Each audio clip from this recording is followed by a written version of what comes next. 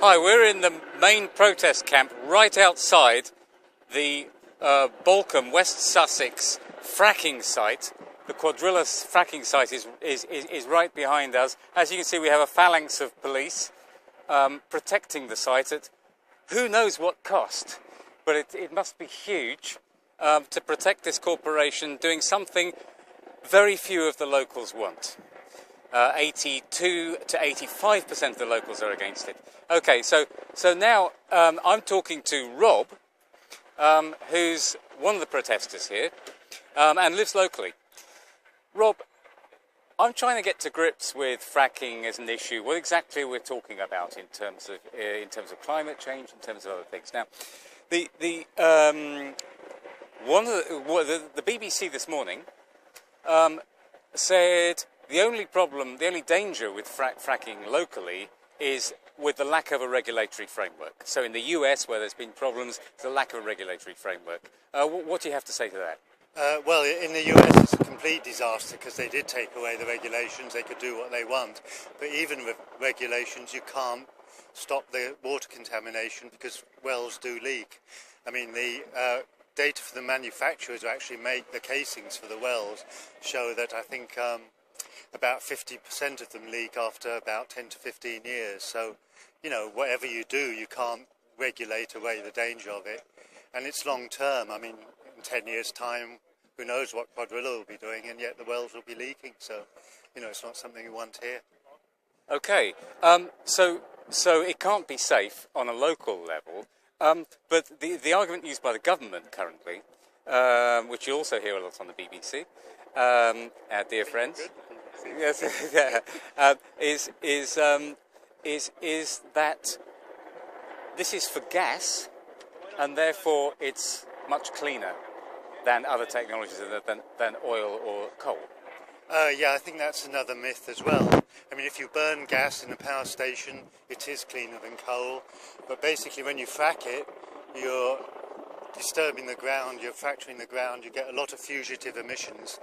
And also, as well as that, you have to pipe it from a huge area to wherever you're going to process it, and you get a lot of leaks there. So overall, the emissions from using frack gas are pretty much the same as from burning coal.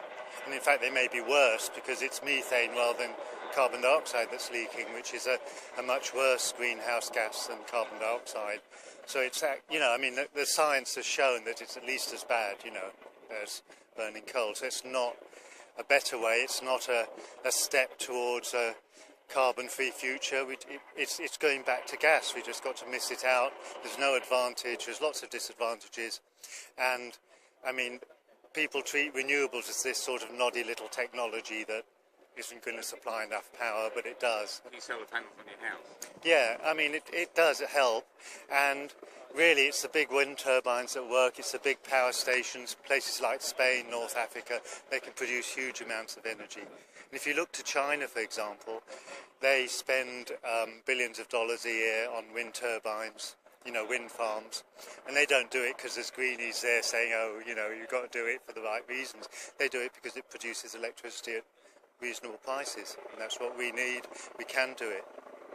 Okay, thank you very much. That was that's helped me a lot in getting to grips with this, because now it's in saturation media coverage over the last 2 days, which is fantastic for the campaign. It's going to make it very difficult for companies to do this around the UK.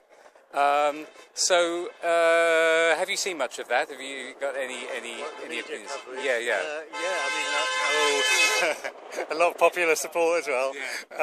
Yeah, I mean, I was here yesterday and there was huge numbers of police and media. I was actually fortunate. I arrived late and wasn't kettled by the police and crammed in, so I had a bit of space.